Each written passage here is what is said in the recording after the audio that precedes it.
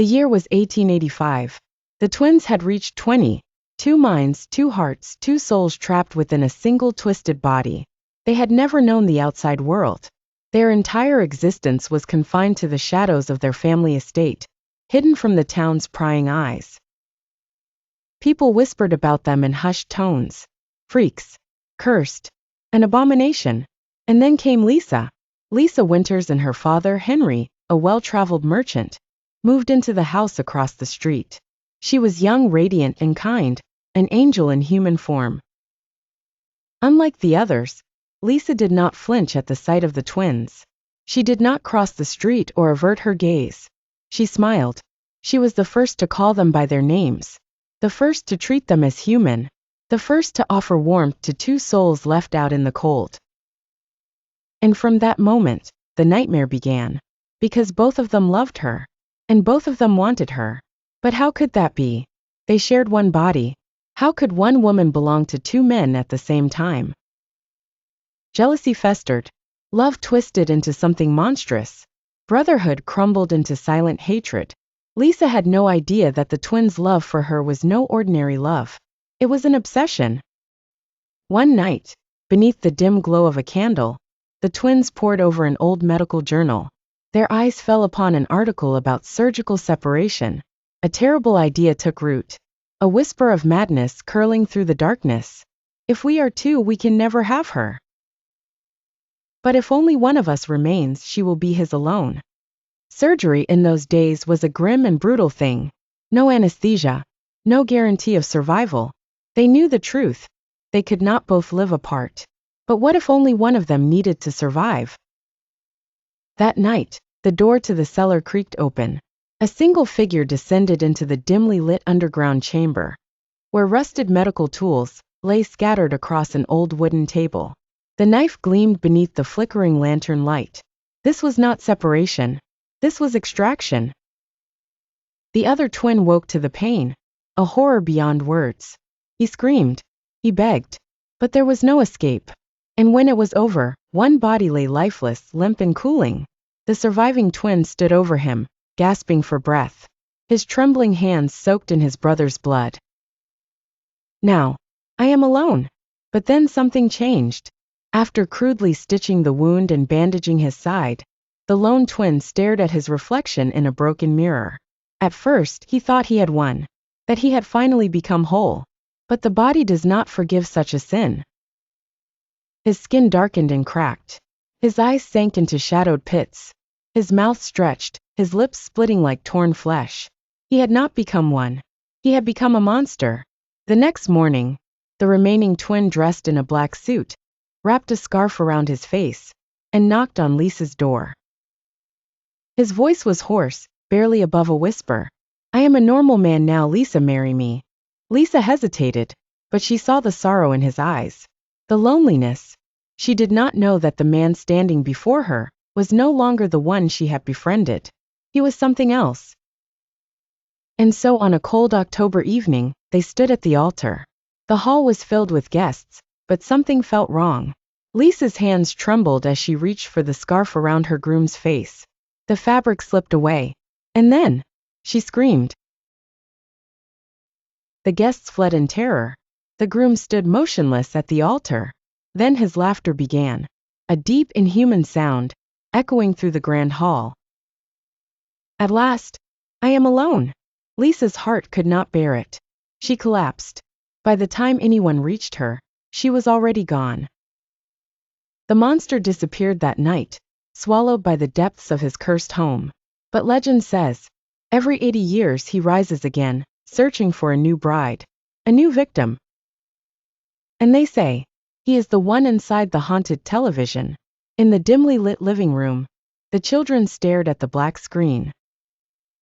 Their grandfather leaned forward, voice barely above a whisper. The game isn't over, he will return. A faint flicker glowed in the corner of the TV. And then a voice that should not have been there. Wanna play? The room was eerily silent. The 3 children, Ethan, Jacob, and Emily, sat huddled around their grandfather, their faces pale, their eyes wide with fear as they stared at the darkened television. Or at least, they thought it was off. In the lower corner of the screen, a faint flicker pulsed, like an eye watching from the shadows. Then the cursed voice whispered again, drifting through the air. "Wanna play?" Instantly the atmosphere shifted. The air grew heavier. The lights flickered violently. The furniture trembled as if the house itself was shuddering in fear. And then they vanished. They found themselves in a vast, endless maze cloaked in darkness. The walls were made of mirrors, reflecting distorted images of themselves. But as they stared closer, those weren't their reflections. They were other faces, hollow-eyed, grinning in unnatural ways. "Where are we?" Emily whispered, clutching Ethan's hand. Jacob looked around frantically, his heart pounding. Then, he turned to their grandfather, who now stood with them, his face ghostly pale. The old man's voice trembled. "The game has brought us back, to where the curse began." A deep, guttural voice echoed from all directions, as if the walls themselves were speaking. "Final round begins now. Win and you live. Lose, and you stay here forever." 3 large, black screens materialized before them. Words in a deep red color, almost like dripping blood, began writing themselves across the glass. "Find the golden key hidden at the heart of the maze. Avoid the watchers. If they catch you, you become part of the game. Stop the clock before midnight, or the curse will never end." In the center of the maze, an enormous clock began ticking, its hands spinning far too fast, as if time itself was collapsing. "We have to move," Ethan shouted. "We need to find that key." They ran through the maze, their footsteps echoing against the stone floor. Their breath came in quick, panicked gasps as the corridors twisted and shifted, changing before their eyes.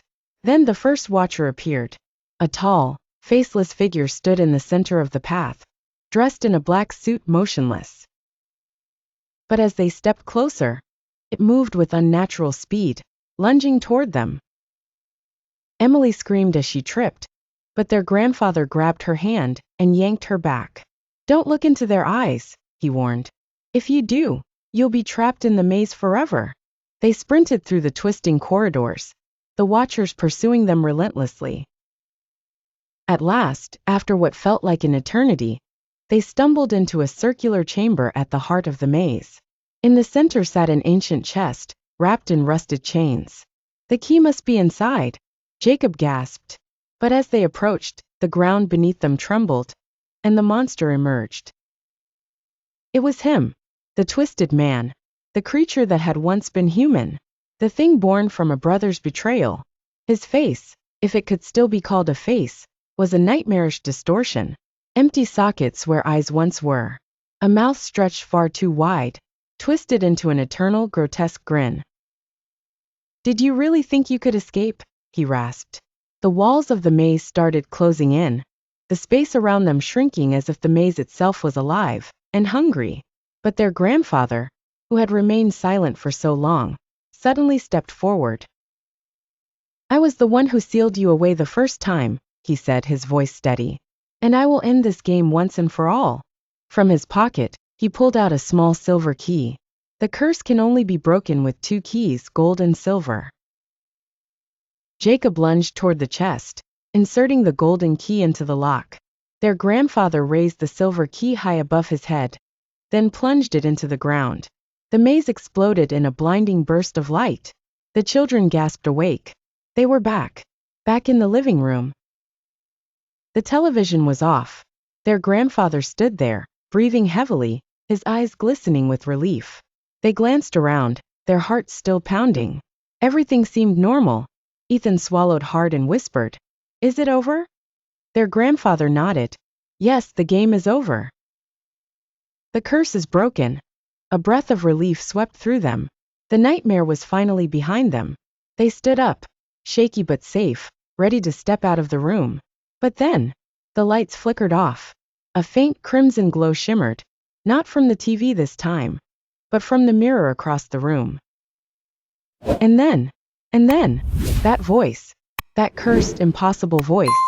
"Ready for the next round? The end. Or is it?"